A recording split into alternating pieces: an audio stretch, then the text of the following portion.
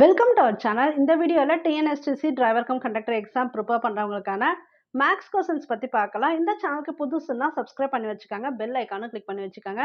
அப்போ தான் நாங்கள் போடுற வீடியோ இமீடியட்டாக உங்களுக்கு ரீச் ஆகும். இப்போ நம்ம வீடியோக்குள்ளே போயிடலாம். 100 அடுக்கு 10 உள்ள பூஜ்ஜியங்களின் எண்ணிக்கை யாது? இப்படி கொடுத்துருக்காங்க. இதில் இருக்கக்கூடிய பூஜ்ஜியங்களின் எண்ணிக்கை யாது? ஆன்சர் கெஸ் பண்ணுங்க.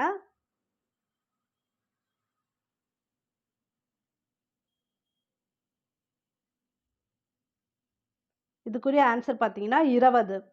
இது வந்து புக் பேக் கொஸ்டின். இது போல் சிம்பிள் கொஸ்டின் உங்களுக்கு கேட்கலாம். அதாவது 100 அடுக்கு 10 அப்படின்னா 100 10 தடவை இது போல் போட்டு மல்டிப்ளை பண்ணணும்னு அர்த்தம். பெருக்கணும். இப்படி பெருக்குறீங்க அப்படின்னா 10 தடவை போடணும். அடுக்கில் கொடுத்துருக்கிறதுனால இப்படி போடுறீங்க. இப்போ இது பெருக்கும் போது என்ன வரும்னா, இதில் வந்து மொத்தமாக எண்ணி பார்த்தீங்கன்னா உங்களுக்கு 20 0 வரும். இங்கே நம்ம ஆன்சர் போட்டதுக்கப்புறம் மொத்தமாக எண்ணி பார்த்தா இது அப்படியே எண்ணினீங்கன்னா தெரியும், மொத்தம் 20 0 வரும். அதுதான் இதுக்கு ஆன்சர். உள்ள பூஜ்ஜியங்களின் எண்ணிக்கை யாது? 20. ஒரு விலங்கியல் பூங்காவை பார்வையிடுவதற்கு மாணவர்களுக்கான சலுகை நுழைவு சீட்டின் மதிப்பு ரூபாய் 12.50 எனில் 20 நுழைவு சீட்டுகளுக்கு நாம் எவ்வளவு தொகையை செலுத்த வேண்டும்? இப்போ நம்ம பார்த்துட்டு இருக்கிறது எல்லாமே பார்த்தீங்கன்னா 7th புக்கில் இருக்கக்கூடிய கொஸ்டின்ஸ். உங்களுக்கு சிலதெல்லாம் எப்படி சிம்பிளாக கேட்பாங்களோ அது போல தான் நான் கொடுத்துருக்கேன். எல்லா கொஸ்டின்ஸ்லாம் நான் கொடுக்கல. ஏற்கனவே 6th 7th புக்கு ஓரளவு கவர் பண்ணி மேக்ஸ் வீடியோ போட்டிருக்கேன். தேவைப்படுறவங்க போய் பாருங்கள். அப்படியே 10th வரைக்குமே ஓரளவுக்கு உங்களுக்கு கேட்குற மாதிரி கவர் பண்ணிவிடுவேன். ரெகுலராக வந்து வீடியோஸ் வாட்ச் பண்ணிகிட்டே இருங்க, யூஸ்ஃபுல்லாக இருக்கும்.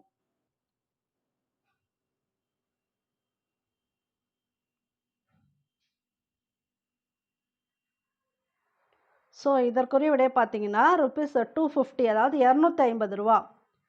இங்கே வந்து என்ன கொடுத்துருக்காங்க, மாணவர்களுக்கான சலுகை நுழைவு சீட்டின் மதிப்பு வந்து ரூபாய் 12,000 கொடுத்துருக்காங்க. அப்போ 20 நுழைவு சீட்டு, 20 மாணவர்கள் உள்ளே போகிறாங்க. அப்போ 20 நுழைவு சீட்டுனா 20 இன்ட்டு இந்த 12.50. இதை அப்படியே பெருக்கிக்கணும். கொடுத்துருக்கக்கூடிய ரெண்டுத்தையும் பெருக்கிட்டிங்கன்னா உங்களுக்கு ஆன்சர் வந்துடும். இதை பெருக்கும்போது என்ன ஆகுனா, இந்த புள்ளி 50 இருக்கு இல்லையா, அப்போ 2 தசம பின்னத்தில் 2 இருக்குது. ஓகேங்களா? இப்போ இருக்கட்டும், தசம பின்னம் நீங்கள் புள்ளி வைக்கிறது அப்புறம் வச்சுக்கலாம். முதல்ல இதை அப்படியே பெருக்கிக்கங்க. எப்போவுமே புள்ளி வந்து கடைசியாக வச்சுக்கிட்டா ஈஸி. இப்போ புள்ளியை எடுத்துட்டு முதல்ல பெருக்கிக்கலாம். 20 இன்ட்டு இந்த 1250 வரும் இல்லையா, தனியாக போட்டுறேன்.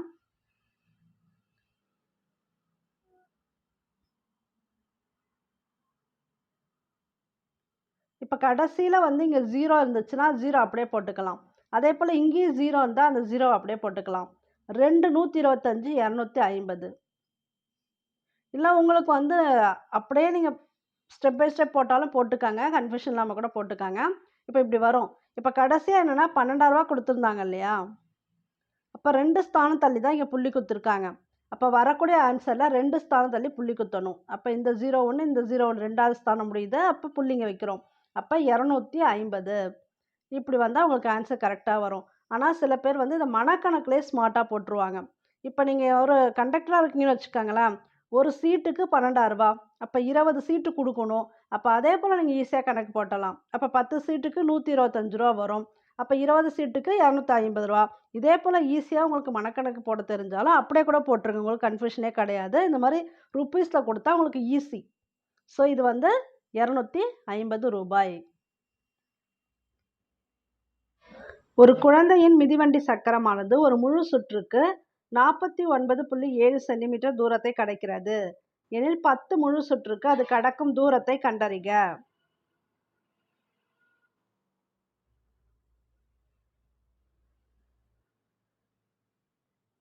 இதுக்குரிய ஆன்சர் 497 சென்டிமீட்டர்.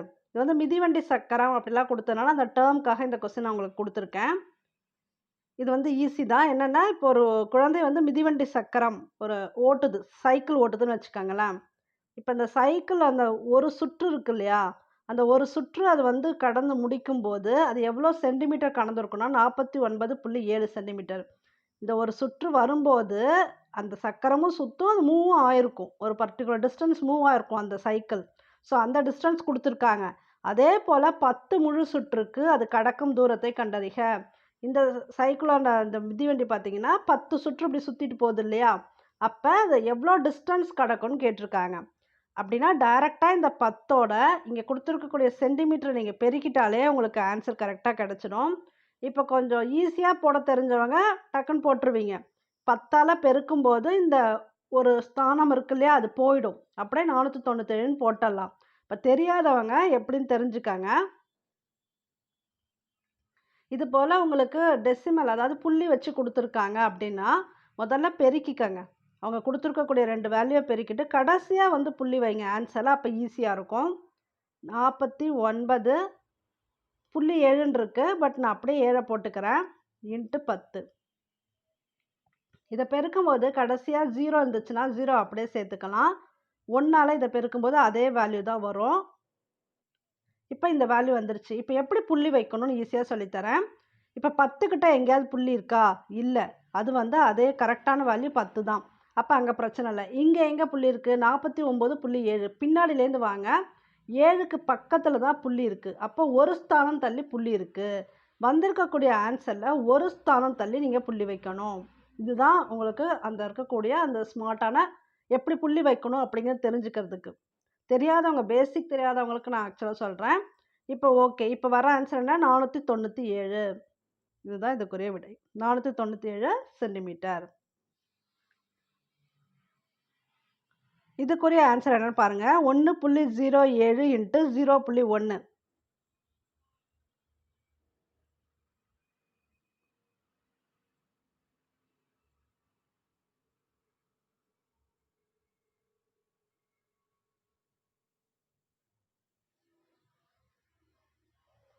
ஸோ இதற்குரிய விடை பார்த்தீங்கன்னா 0.107. இது எப்படின்னு பார்த்தீங்கன்னா இதுக்கும் அதே போல தான். நீங்கள் முதல்ல பெருக்கிக்கணும். என்ன வேல்யூ கொடுத்தாலும் அப்படியே பெருக்கிக்கணும். இப்போ 1ஆல் பெருக்கும்போது 7, 0, 1 ஒரே 7. இப்போ 0ஓட எதை பெருக்கினாலும் 0 வரும். அப்போ 1 வந்துருச்சா? இங்கே 0 கொடுத்துருந்தாங்கன்னு வச்சுக்கோங்களேன். 1க்கு முன்னாடி 0 கொடுத்துருந்தா 0வில் நீங்கள் எதை பெருக்கினாலும் 0 தான் வரும். அதனால் இதை பெருக்கலனாலும் ஒன்றும் பிரச்சனை கிடையாது. ஆனால் 1க்கு இந்த சைடு இப்படி 0 கொடுத்தா அது 10ங்கிற வேல்யூ. அப்போ கண்டிப்பாக லாஸ்ட்டில் ஒரு 0 சேர்க்கணும். ஆனால் இங்கே எப்படி கொடுத்துருக்காங்க? 1க்கு இந்த சைடு கொடுத்துருக்காங்க. அப்போனா இதுக்கு வந்து வேல்யூ இல்லை. 0வில் எதை பெருக்கினாலும் 0 தான். அப்போ இதை நீங்கள் பெருக்குனீங்கன்னா இதே தான் மதிப்பு வரும். இப்போ எப்படி வந்து அந்த புள்ளி வைக்கிறது அதுதான் பார்க்கணும். இப்போ பாருங்கள், இங்கே 2 ஸ்தானம் இருக்குது. 7, 0க்கு முன்னாடி புள்ளி வச்சுருக்காங்க. அப்போ 2 ஸ்தானம் இருக்குது. இங்கே ஒரு ஸ்தானம் இருக்குது பாருங்கள். 0.1 இருக்கு இல்லையா, 1க்கு பக்கத்தில் புள்ளி வச்சுருக்காங்க. அப்போ இங்கே ஒரு ஸ்தானம் இருக்குது. மொத்தம் 3 ஸ்தானம். அப்போ 3 ஸ்தானம் தள்ளி தான் இங்கே புள்ளி வைக்கணும். 1, 2, 3. அப்போ இங்கே புள்ளி வச்சுக்கலாம். இங்கே புள்ளி வச்சா இங்கே 0 சேர்த்துக்கலாம். புள்ளிக்கு முன்னாடி 0 சேர்த்தா ஒன்றும் ப்ராப்ளம் கிடையாது. அது பாயிண்ட்டுன்னு தனியாக வச்சா தெரியாது. அதனால் இங்கே 0 சேர்த்துக்கலாம். இப்போ என்ன ஆன்சர்? 0.107. இது ரேராக தான் கேட்கலாம். இது போல் கொஞ்சம் கன்ஃபியூஷனாக கேட்க மாட்டாங்க. முன்னாடி கொடுத்தோம் இல்லையா, அது மாதிரி ஈஸியாக கேட்கலாம். பட் எதுக்கும் தெரிஞ்சு வச்சுக்காங்க. எப்படி வந்து அந்த டெசிமல் வைக்கணும் அப்படின்னு தெரிஞ்சிருக்கணும். இது போலலாம் உங்களுக்கு கேட்கலாம். இது ஈஸி தான். ஒரு மகிழுந்து 0.21 மணி நேரத்தில் 16.8 கிலோமீட்டர் தூரத்தை கடக்கிறது எனில் 1 மணி நேரத்தில் அது கடக்கும் தூரம் எவ்வளவு?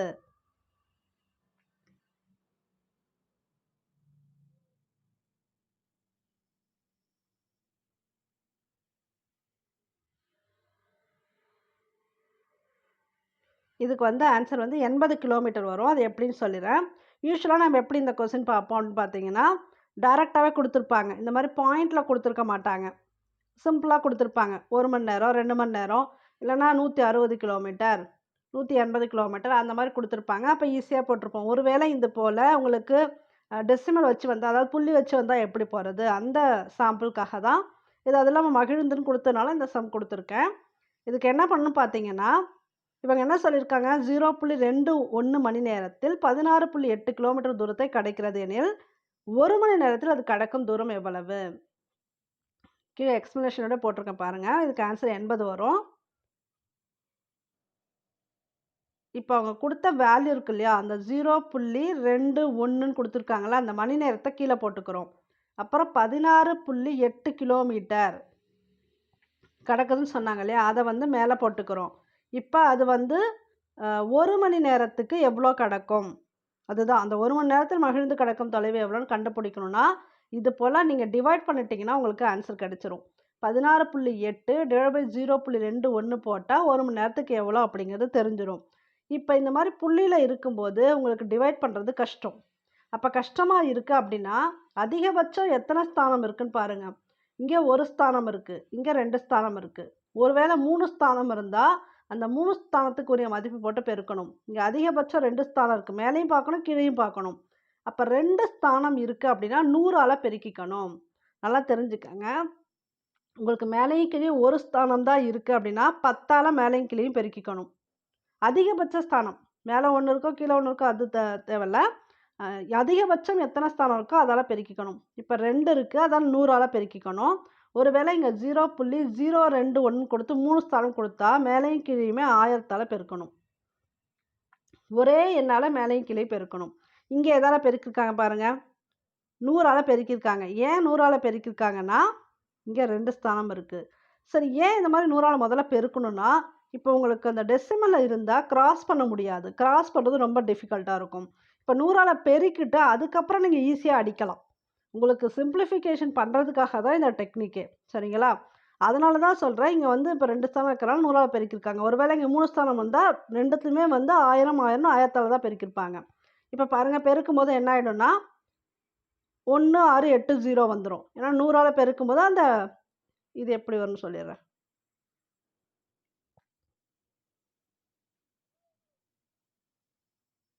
இத பெருக்கும்போது என்ன ஆகும்னா, நான் முன்னமே சொன்ன மாரி இந்த 2 0 இருக்கா? 2 0 அப்படியே போட்டுக்கலாம். 168 அப்படியே வந்துரும். ஒரு 168, 128. ஒரு ஸ்தானம் தள்ளி புள்ளி குத்தணுமா? இங்க. இப்போ ஒரு ஸ்தானம் தள்ளி புள்ளி குத்துறோம். அப்ப என்ன வேல்யூ வரும்? 1680 மேல வந்துருச்சா? அவ்வளோதான்.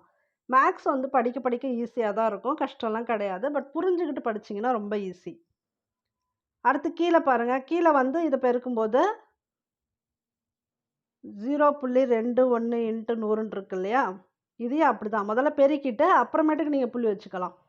புள்ளிய கூட எடுத்துடலாம்.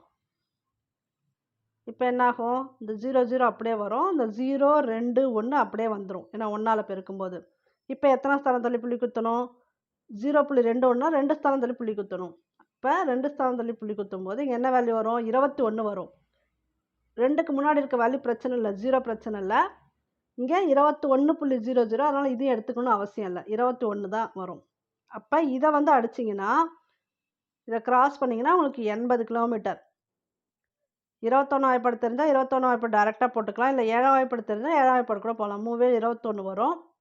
அடுத்து 7 14 மீதி 2 4 28 அந்த 0 அப்படியே வரும். அடுத்து 8 3 24 0 அப்படியே வரும். So 80 kilometre. இப்போ இவ்வளோ லென்த்தியா நான் உங்களுக்கு பேசிக் எக்ஸ்ப்ளனேஷன் குடுக்கறதுனால தான் இந்த சம் இவ்வளோ தூரம் போகுது. ஒரு தடவ புரிஞ்சுக்கிட்டீங்கன்னா டக்குன்னு ஈஸியா போட்டுடலாம்.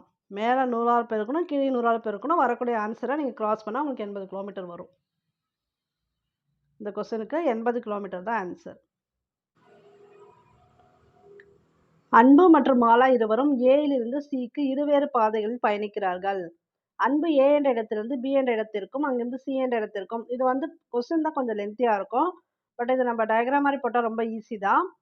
இந்த பயணம் குடுத்துருக்கனால இது போல கூட கொஸ்டின் உங்களுக்கு வரது வாய்ப்பு இருக்கு. ஏன்னா ஏற்கனவே உங்களுக்கு வந்து இந்த மாரி லாஜிக்கல் சம் ஒண்ணு குடுத்துருந்தாங்க. அதுக்கு பதிலா கூட இது கேட்கலாம். இதுக்கு தெரிஞ்சவங்க பாஸ் பண்ணிட்டு ஆன்சர் கண்டுபிடிங்க. தெரியாதவங்க கவனிச்சுக்கங்க. இப்ப 2 பெர்சன் இருக்காங்க. அன்பு, மாலா. இப்ப 2 பெர்சன் இருக்காங்க. ஒரே பிளேஸ்க்கு போறாங்க. வேற வேற பாதையிலேருந்து போறாங்க. ஏ என்ற இடத்திலிருந்து பி என்ற இடத்திற்கும், அங்கிருந்து சி என்ற இடத்திற்கும் பயணம் செய்கிறார். அன்பு வந்து ஏங்கிற இடத்துலேருந்து பிக்கு போறாரு. அடுத்து சிக்கு போறாரு. அப்படிதான் குடுத்துருக்காங்க. அடுத்து பிலேருந்து ஏ ஆனது 8.3 கிலோமீட்டர். இங்க வந்து 8.3 கிலோமீட்டர் பயணம் செய்றாரு. அடுத்து சிலேருந்து பிக்கு 15.6 இந்த இடத்துல 15.6 கிலோமீட்டர் டிஸ்டன்ஸ் வந்து டிராவல் பண்ணியிருக்காரு. அடுத்து மாலா ஏ என்ற இடத்திலிருந்து டி என்ற இடத்திற்கு டிங்கிற பிளேஸ்க்கு வந்திருக்காங்க. அடுத்தது டிலேருந்து சிக்கு போயிருப்பாங்க. அப்படிதான் குடுத்துருப்பாங்க பாருங்க. அப்ப இந்த தொலைவு பார்த்தீங்கன்னா 7.5 கிலோமீட்டர். அதாவது ஏக்கும் டிக்கும். இது வந்து 7.5 இங்கே பார்த்தீங்கன்னா 16.9 கிலோமீட்டர். டியிலிருந்து சியின் தொலைவு 16.9 கிலோமீட்டர். யார் பயணம் செய்த தொலைவு அதிகம் மற்றும் எவ்வளவு அதிக தூரம் அவர் பயணம் செய்தார்? அப்போ தனித்தனியாக இதை ரெண்டுத்தையும் கூட்டிக்கணும். இங்கே அன்புக்கு பாருங்கள் 8.3 15.6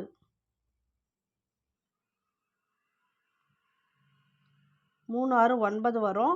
8 5 13 23.9 கிலோமீட்டர் அன்புங்கிறவர் பயணம் செஞ்சுருக்கார். மாலா எவ்வளோ செஞ்சுருக்காங்கன்னா 16.9 7.5 9 5 14 இங்கே ஒரு 1 வரும். 7 14 மீதி 1 24.4.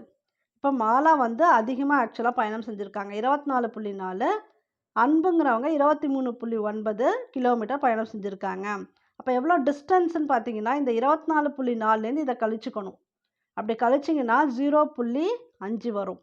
தனியாக கூட போடுங்க 0.5 வரும். அப்போ இதுதான். அப்போ யார் வந்து அதிகமாக பயணம் செஞ்சுருக்காங்க அப்படின்னா அன்புவை விட இங்கே ஈஎன் தான் ஆன்சரு. அன்புவை விட மாலா 0.5 கிலோமீட்டர் தூரம் அதிகமாக பயணம் செய்தால். இதுதான் இந்த கொஸ்டினுக்குரிய விடை. இதுதான் ஆன்சர். ஒருவேளை லாஜிக்கல் ரீசனிங் சம்மாக கேட்கணும் அப்படின்னா புக்கிலேருந்து எடுத்து கொடுக்கணும். இதை கூட கொடுக்கலாம்.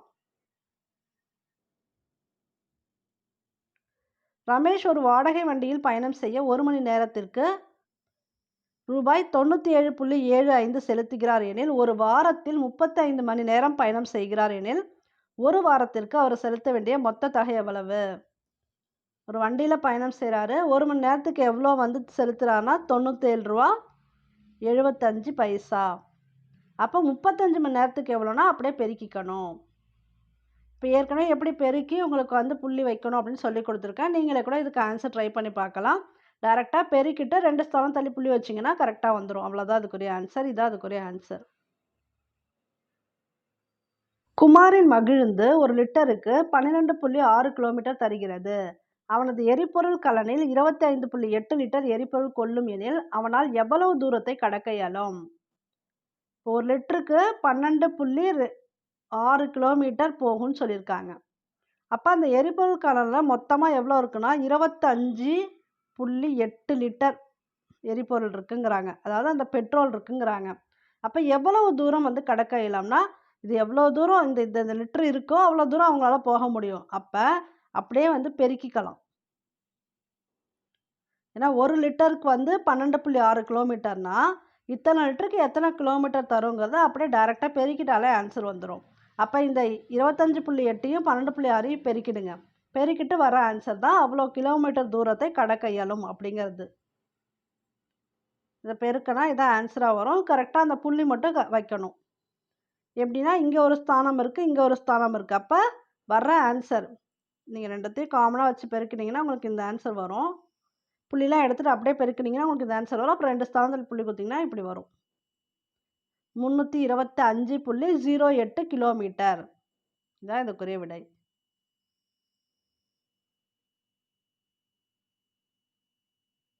இப்போ பர்சன்டேஜ் ரிலேட்டட் சம் பார்க்கலாம். அடுத்து ஒரு தனி வட்டி சம்மு, அடுத்து ஒரு கூட்டு வட்டி சம்மு. ஏன்னா இன்னும் டெப்த்தாக போனால் உங்களுக்கு ரொம்ப கன்ஃபியூஷனாக இருக்கும். அவ்வளோலாம் வேணாம். ஜஸ்ட் இந்த எரிபொருள், பயணம் அந்த மாதிரி எந்த வேர்டு இருக்கோ அது போல் செலக்ட் பண்ணி தான் கொடுத்துருக்கேன். அதை மட்டும் பார்த்துக்காங்க. இது மாதிரி சதவீத கணக்கு வந்து எல்லாருக்குமே கேட்குறாங்க, உங்களுக்கு அடிக்கடி கேட்குறாங்க. அந்த சதவீத கணக்கு புக் கொஸ்டின் அப்படியே கூட கொடுக்கலாம். இப்போ நான் கொடுத்துருக்கிறது மேக்ஸிமம் எல்லாமே பார்த்தீங்கன்னா புக் பேக் கொஸ்டின். உங்களுக்கு அப்படியே புக் பேக் கொஸ்டின் தான் கேட்பாங்க. அதனால் அப்படியே கொடுத்துருக்கேன். கவின் 25க்கு 15 மதிப்பெண்களை பெற்றால் அதன் சதவீதம்.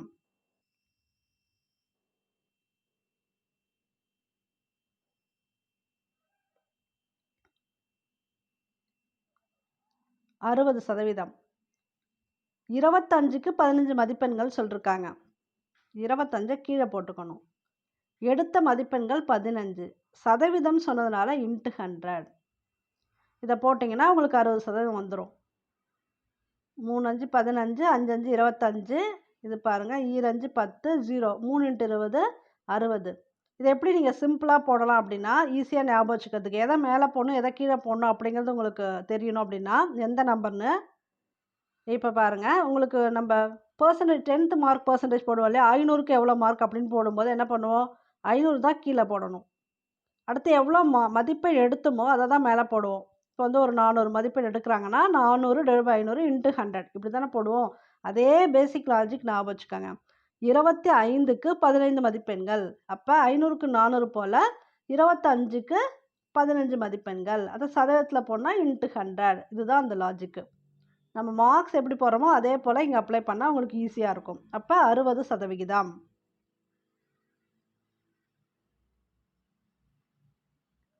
0.005 சதவீதமாக மாற்றினால், ஒருவேளை இந்த மாதிரி புள்ளி வச்சு கொடுத்துட்டு இந்த நம்பருக்கு வந்து சதவீதமாக எப்படி மாற்றுறதுன்னு கேட்டாங்கன்னா எப்படி போடுவீங்க? இதுக்குரிய ஆன்சர் என்ன? இது வந்து புக் பேக் கொஸ்டின். இது டைரெக்டாக கூட வரலாம், பார்த்துக்காங்க.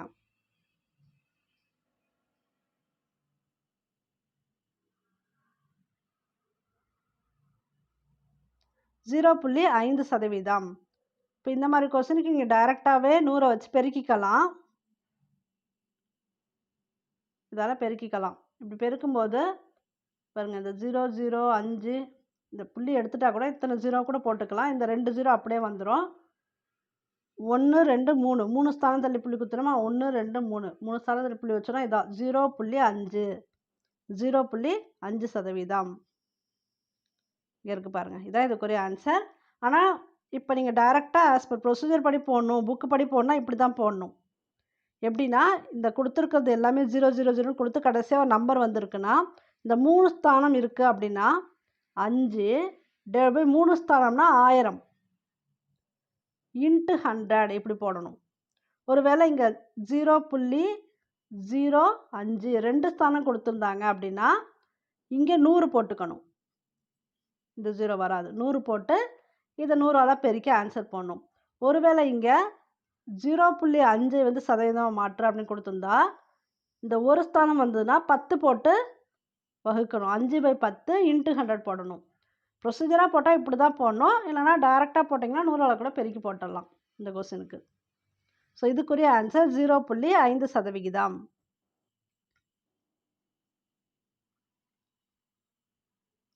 ஜஸ்ட் இந்த கொஸ்டின்லாம் தெரிஞ்சுக்கங்க. ஆன்சர் வந்தால் போகிறதுக்கு தான், குழப்பம் வேணாம். சிம்பிளான கொஸ்டின் தான் உங்களுக்கு கேட்பாங்க. இது பார்த்துக்கோங்க. ஒரு வகுப்பில் 50 மாணவர்கள் உள்ளனர். ஒரு குறிப்பிட்ட நாளில் 14% பேர் வருகை புரியவில்லை எனில் வருகை புரிந்த மாணவர்களின் எண்ணிக்கையை கண்டறியவும்.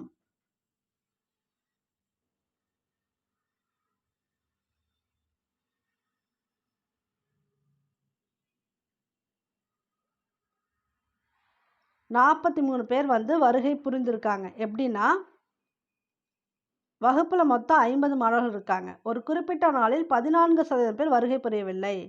சதவீதம் அவங்களே கொடுத்துட்டாங்க. அப்போ 14/100. ஏன்னா சதவிகிதம் பேர் கொடுத்துருக்காங்க இல்லையா, அதனால் 14/100 × 50. இது போட்டால் எத்தனை பேர் வரலங்கிறது தெரிஞ்சிடும். வரல அப்படிங்கிறது தெரிஞ்சிட்டாலே வந்தவங்க எத்தனை நம்ம கால்குலேட் பண்ணிடலாம். ஏன்னா அவங்க கொடுத்துருக்கிறது வராதவங்க தான் பர்சன்டேஜ் கொடுத்துருக்காங்க. அப்போ கொடுத்துருக்கிறத வச்சு தான் நம்ம தெரியாத கண்டுபிடிக்கணும். இப்போ 0க்கு 0 போச்சு. 2 10 1 5 5 இங்கே வந்து 7 வரும். அப்போ 7 பேர் வந்து வரலை. இந்த 50 பேரில் 7 பேர் வரலை. அப்போ வந்தவங்க எத்தனை பேர்? 50 - 7 போட்டால் தெரிஞ்சிடும். 43 பேர் வந்திருக்காங்க. இதான் இதுக்குரிய விடை. கீழே வந்து எக்ஸ்ப்ளனேஷன் கொடுத்துருக்கேன் நான், புரியலன்னா பார்த்துக்காங்க.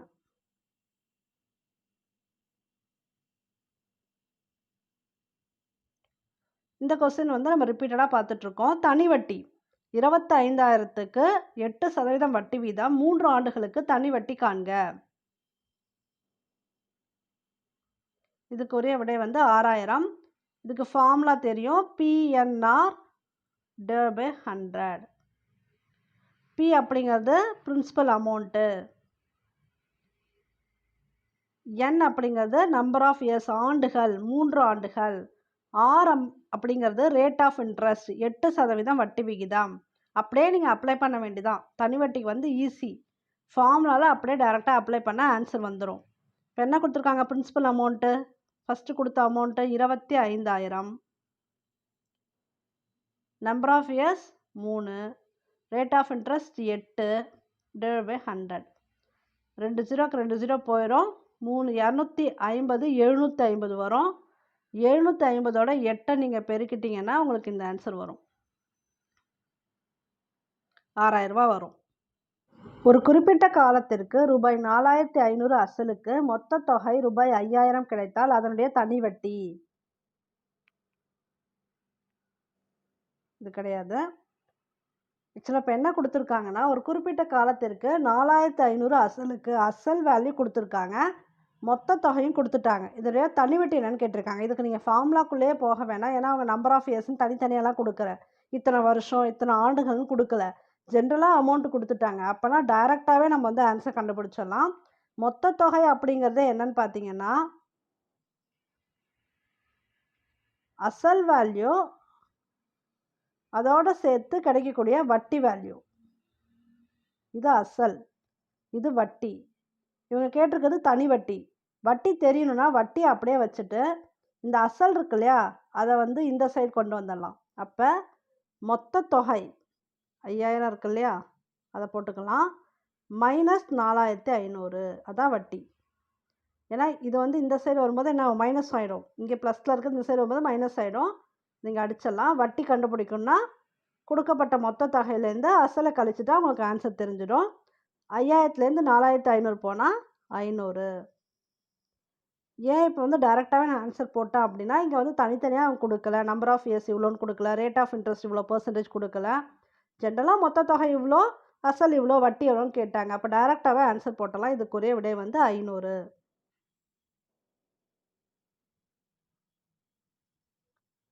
பின்வருவனவற்றில் எது ரூபாய் 1000 அசலுக்காக ஓராண்டுக்கு 10% என்ற வீதத்தில் தனி வட்டி ஆகும்? இது வந்து ஃபார்முலாக்குள்ளே தான் போயாகணும். ஏன்னா அவங்க வந்து வட்டி வீதம் கொடுத்துட்டாங்க. 10% என்ற வீதத்தில் எவ்வளோ தனி வட்டி ஆகும்னு கேட்டிருக்காங்க. அசல் கொடுத்துருக்காங்க. அதுபோல் ஓராண்டுன்னு கொடுத்துருக்காங்க. ஓராண்டுனா நம்பர் ஆஃப் இயர்ஸ் 1. அப்போ எல்லாமே கொடுத்துட்டா நீங்கள் ஃபார்முலா அப்படி தான் போட்டாகணும். சரி, இவங்க இப்போ என்ன கேட்டிருக்காங்க? 1000 அசல் ஓராண்டுக்கு 10% என்ற விதத்தில் தனி வட்டியாகும் கேட்டிருக்காங்க. இப்போ அசல் வேல்யூ அதாவது பிங்கிற value 1000, number of years 1, rate of interest 10. அப்போ டிவைட் பை 100. இது வந்து ஃபார்முலா இருக்குது. PNR divide by 100. நான் வந்து ஃபார்முலா டைரெக்டாக ஃபிட் பண்ணிட்டேன். அசல் வேல்யூ 1000, நம்பர் ஆஃப் இயர்ஸ் ஓராண்டு அதான் 1, ரேட் ஆஃப் இன்ட்ரெஸ்ட் வட்டி வீதம் கொடுத்துருக்காங்களே 10%, அது இங்கே 100ங்கிறது ஃபார்முலாவில் இருக்கக்கூடியது. இந்த ஜீரோக்கு இந்த ஜீரோ போயிடுச்சு, இந்த ஜீரோக்கு இந்த ஜீரோ போயிடுச்சு, ரிமைனிங் என்ன இருக்குது 100. அப்போ எவ்வளோ தனி வட்டி கிடைக்கும்? 100 ரூபாய். அவ்வளோதான். பின்வரும் வட்டி வீதத்தில் எது ரூபாய் 2000 அசலுக்கு ஓராண்டுக்கு ரூபாய் 200 தனி வட்டியாக கொடுக்கக்கூடியதாக இருக்கும்?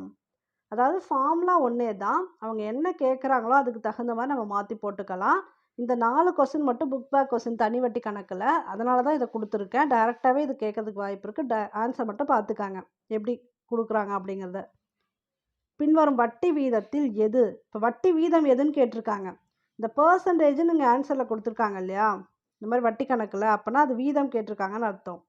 ரூபாய் 2000 அசலுக்கு அசல் கொடுத்துட்டாங்க, ஓராண்டுக்கு 1 வருஷம் கொடுத்துட்டாங்க, ரூபாய் 200 தனி வட்டியாக கொடுக்கக்கூடியதாக இருக்கும். தனி வட்டியோட ஆன்சரும் அவங்களே கொடுத்துட்டாங்க. 200 ரூபா தனி வட்டியாக கொடுக்குது அப்படின்னு கொடுத்துருக்காங்க. ஆனால் எவ்வளோ வட்டி வீதம் அதுதான் எதுன்னு கொடுத்துருக்காங்க. இப்போ வட்டி வீதம் தான் இப்போ கண்டுபிடிக்கணும். ஃபார்முலா இதே தான். PNR டிவைட் பை 100, அதாவது இன்ட்ரெஸ்ட் கண்டுபிடிக்கிறதுக்குரிய ஃபார்முலா இதுதான். இன்ட்ரெஸ்ட் அமௌண்ட் இங்கேயே கொடுத்துட்டாங்க. ஐங்கிறது இன்ட்ரெஸ்ட் வேல்யூ, தனி வட்டியோட ஐ 200 ரூபாய் is equal to PNR divide by 100 கொடுத்துருக்கோம் இல்லையா. பிரின்சிபல் அமௌண்ட் எவ்வளோ 2000 இன்ட்டு நம்பர் ஆஃப் இயர்ஸ் எவ்வளோ ஓராண்டு இன்ட்டு ரேட் ஆஃப் இன்ட்ரெஸ்ட் அதுதான் கண்டுபிடிக்க போகிறோம். ஏன்னா அங்கே கொடுக்கல, அது கண்டுபிடிக்க சொல்லியிருக்காங்க. ஆர் வேல்யூ நமக்கு தெரியாது. அப்போ தெரியாத வேல்யூ அப்படியே ஆர்னு போட்டுக்காங்க. டிவைட் பை 100 ஃபார்முலாவில் இருக்கக்கூடியது. இப்போ தெரியாத வேல்யூ ஆர் தானே, ரேட் ஆஃப் இன்ட்ரெஸ்ட் தான் கண்டுபிடிக்க போகிறோம். அப்போ இங்கே இருக்கக்கூடிய ஆரை தவிர மற்ற எல்லாத்தையும் இந்த சைடு கொண்டு வந்துடலாம். அப்படி கொண்டு வரும்போது என்ன ஆகும்னா, இந்த டிவைட் பை 100 அப்படிங்கிறது இன்ட்டு 100ஆக மாறிடும். இதெல்லாம் அடிச்சிடலாம். அப்புறம் இந்த 2000 1 × 2000 இருக்கு இல்லையா, அது கீழே போயிடும். ஏன்னா மேலே இருக்கிறது கீழே வந்துடும். ஆர் வேல்யூ மட்டும் தான் இப்போ அங்கே இருக்குது. இப்போ இதை நம்ம கிராஸ் பண்ணிட்டா ஆர் வேல்யூ ஈஸியாக கண்டுபிடிச்சிடலாம். இந்த 0 2 0க்கு 2 0 போயிடுச்சு. இங்கே ஒரு 0 இங்கே ஒரு 0 போயிடுச்சு. அது போல் ஒரு 2 2 கிராஸ் ஆயிடுச்சு. மீதி என்ன இருக்குது? 10 தான். அப்போ என்ன சதவீதம்? 10%. ஸோ இது போல் உங்களுக்கு ரேட் ஆஃப் இன்ட்ரெஸ்ட் கேட்டால் ஆர் வேல்யூ கண்டுபிடிக்கிறது ரேட் ஆஃப் இன்ட்ரெஸ்ட் கண்டுபிடிக்கலாம். Number of years N value கண்டுபிடிக்க சொன்னாலும் கண்டுபிடிக்கலாம். ஏன்னா எண்ணை மட்டும் இந்த சைடு வச்சுட்டு மற்றெல்லாம் இந்த சைடு கொண்டு வந்துடணும். பட் இந்த புக் பேக்கில் இந்த 3 தான் கொடுத்துருக்காங்க. இதை மட்டும் தெளிவாக பார்த்துக்காங்க, போதும், குழப்பிக்க வேணாம். இந்த கொஸ்டினுக்கு ஆன்சர் வந்து 10%. இந்த கொஸ்டினுக்கு ஆன்சர் வந்து ரூபாய் 100. இந்த கொஸ்டினுக்கு ஆன்சர் 500. இது போல் சிம்பிளாக கொடுத்துட்டாங்க. தனி வட்டி காட்டணும் அப்படின்னா, கண்டுபிடிக்கணும் தனி வட்டி அப்படின்னா பிஎன்ஆர் போட்டு இங்கே இருக்கு பாருங்கள், ஃபார்முலா போட்டு ஆன்சர் கண்டுபிடிச்சிடலாம்.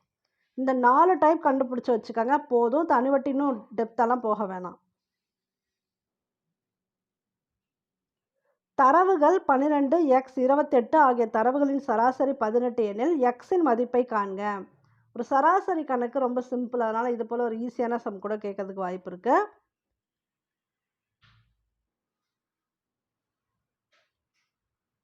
இதுக்குரிய ஆன்சர் பார்த்தீங்கன்னா 14 வரும்.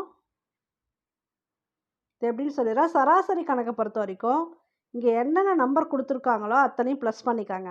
இப்போ 12 + x + 28. அப்புறம் எத்தனை நம்பர் கொடுத்துருக்காங்களோ அத்தனை வகுக்கணும் சராசரிக்கு. 1 2 3. அப்போ 3 இஸ் ஈக்குவல் டு 18. ஏன்னா அப்படி தான் கொடுத்துருக்காங்க. தரவுகள் 12 x 28 ஆகிய தரவுகளின் சராசரி 18 எனில், அப்போ /3 இஸ் ஈக்குவல் டு 18 எனில் எக்ஸின் மதிப்பு காண்க. இப்போ இது வந்து வேறு நம்பர், நிறைய நம்பர் கூட கொடுக்கலாம். ஒரு 10 நம்பர் கூட கொடுக்கலாம். ஒரு எக்ஸ் கொடுத்துருப்பாங்க, ஏன்னா எக்ஸோட மதிப்பு தான் கேட்பாங்க. அதனால் அப்போ அந்த 10 நம்பரையும் போட்டுக்கிட்டு ப்ளஸ் எக்ஸ்ன்னு போட்டுக்காங்க. போட்டுட்டு /10ன்னு போடணும். எத்தனை நம்பர் கொடுத்துருக்காங்களோ அதை எண்ணி கீழே போட்டுக்கணும். இந்த 3 எங்கேன்னு வந்துன்னு புரியல, அதுக்காக சொல்கிறேன். 1 2 3. அப்போ 3ன்னு போட்டிருக்கோம். ஒருவேளை 10 நம்பர் கொடுத்துருந்தா கூட்டுறதை மேலே போட்டுக்கிட்டு கீழே 10ன்னு போடணும். என்ன ஆன்சர் கொடுத்துருக்காங்களோ அது இஸ் ஈக்குவல் டு அந்த ஆன்சர்னு போட்டுக்கணும். சரி, இப்போ எப்படி இந்த கொஸ்டினுக்கு எக்ஸ் வேல்யூ கண்டுபிடிக்கிறது அப்படின்னு பார்க்கலாம். இந்த /3 இந்த சைடு போயிடுச்சுன்னா பெருக்கல் 3 ஆகிடும். இங்கேருந்து அந்த சைடு போனால் பெருக்கலுக்கு மாறிடும், வகுத்தல். அது போல் 12 28 கூட்டிக்கலாம். அப்போ 40 வரும். இதை நான் அடிச்சிடறேன் மொத்தமாக. 40 + x இஸ் ஈக்குவல் டு 3 18 எவ்வளோன்னு போடணும். 3 8 24. 2 வரும். 1 3 3 5 வரும். 54 தனியாக போட்டுக்கலாம். 40 + x இஸ் ஈக்குவல் டு 54. அப்போ எக்ஸோட வேல்யூ 54 - 40 என்ன வரும்? 14 வரும். 54லேருந்து 40 போனால் 14. இதுதான் இதுக்குரிய ஆன்சர். 14. கூட்டு வட்டி. கூட்டு வட்டி சிம்பிளாக ஒரு சம் மட்டும் பார்த்துக்கலாம். கூட்டு வட்டியில் நிறைய டைப் இருக்குது, ஆனால் உங்களுக்கு இவ்வளோ சிம்பிளாக தான் கேட்பாங்க. அசல் வந்து ரூபாய் 4000. ஆண்டு வட்டி வீதம் ஆர் அப்படிங்கிறது 5%. n இஸ் ஈக்குவல் டு 2 ஆண்டுகள். ஆண்டுக்கு ஒரு முறை வட்டி கணக்கிடப்படுகிறது. கூட்டு வட்டியை காண்க.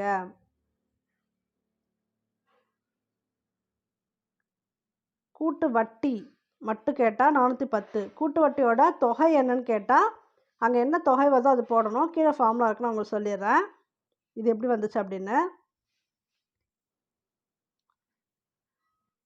கூட்டு வட்டி வந்து நம்பர் ஆஃப் இயர்ஸ் 2 ஆண்டுகள் கொடுத்தா இதான் ஃபார்முலா வரும். ஆக்சுவலாக 3 ஆண்டுகள் கொடுத்தா அதுக்கு இன்னும் கொஞ்சம் ஃபார்முலா மாறும். ஆனால் உங்களுக்கு அந்தளவுக்கு டிஃபிகல்ட்டாலாம் கொடுக்க மாட்டாங்க. கொடுத்தா இந்த மாதிரி 2 ஆண்டுகள் கொடுக்கலாம். ஈஸியான சம்மா. இது பாருங்கள். ஏ இஸ் ஈக்குவல் டு ஏங்கிறது தொகை, அதாவது மொத்த தொகை எவ்வளோ அமௌண்ட்டு வந்து வருதோ அதுதான் ஃபுல் தொகை. அசல் அப்புறம் அந்த வட்டி எல்லாம் சேர்த்து வரக்கூடிய தொகை தான் ஏன்னு சொல்லுவாங்க.